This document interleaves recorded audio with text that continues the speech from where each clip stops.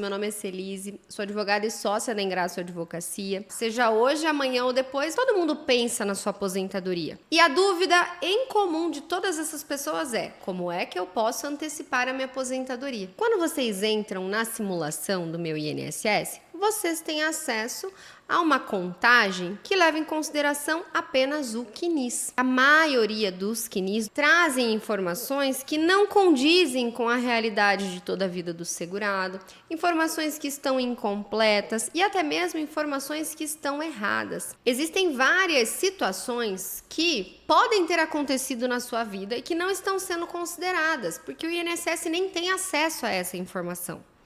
Por exemplo, período que serviu o exército, isso pode ser considerado e não está lá. Poxa, mas eu posso usar isso na minha aposentadoria? Pode. Isso pode ser considerado na aposentadoria.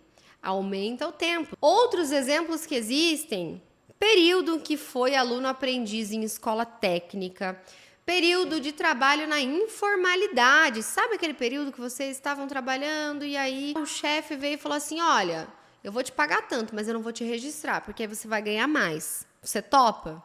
Quem aí já recebeu uma proposta dessa? Pois é, isso dificulta um pouco na aposentadoria, mas se tiver como comprovar que existiam todas as características de um vínculo empregatício, como CLT, você só estava na informalidade, você pode trazer esse tempo para sua aposentadoria. Como eu falei, não é simples, tá? Não é só chegar e falar: ó, INSS, aqui nesse período eu fui informal, quero que isso seja considerado a minha aposentadoria. Não é tão simples assim.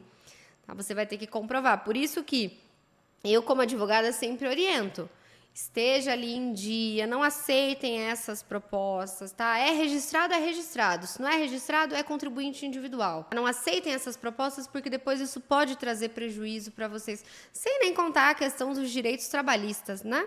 Quem está ali numa informalidade, que proteção que tem?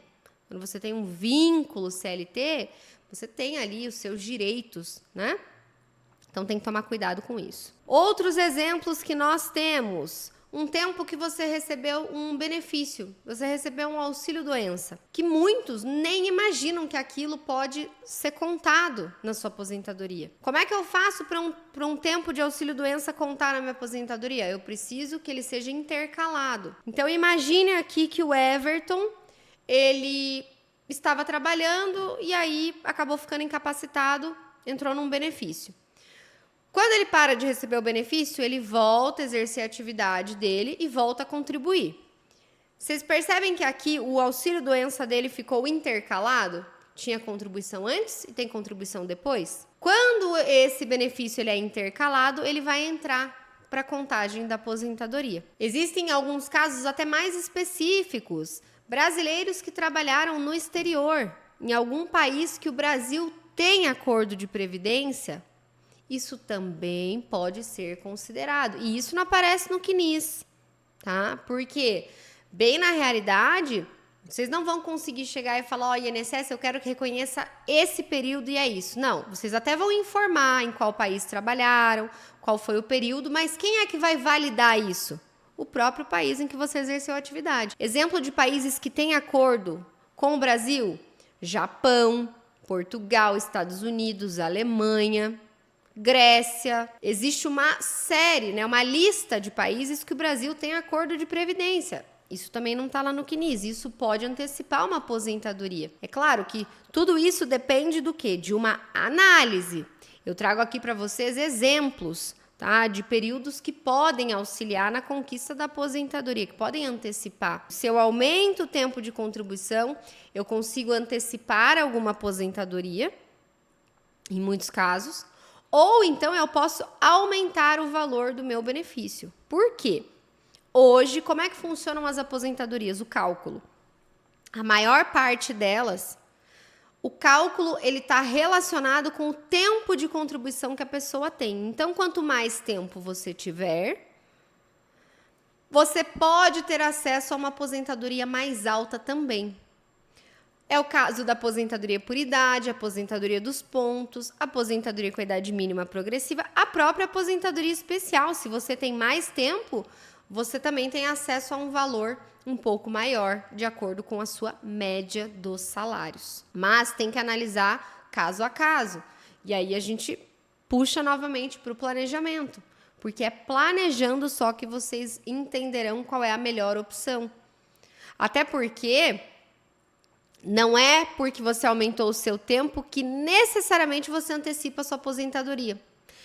Esse foi um dos aspectos negativos da nossa reforma da Previdência de 2019, porque a reforma ela trouxe praticamente todas as regras, praticamente, tá? Não todas, praticamente, todas têm um requisito de idade.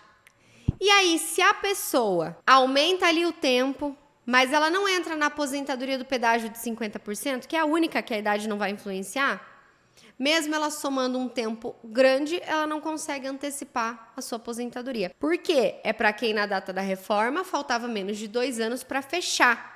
35 se homem ou 30 se mulher. Então existem possibilidades sim, mas eu recomendo fortemente que vocês analisem, calculem, planejem isso da melhor forma, até para não ter frustração depois.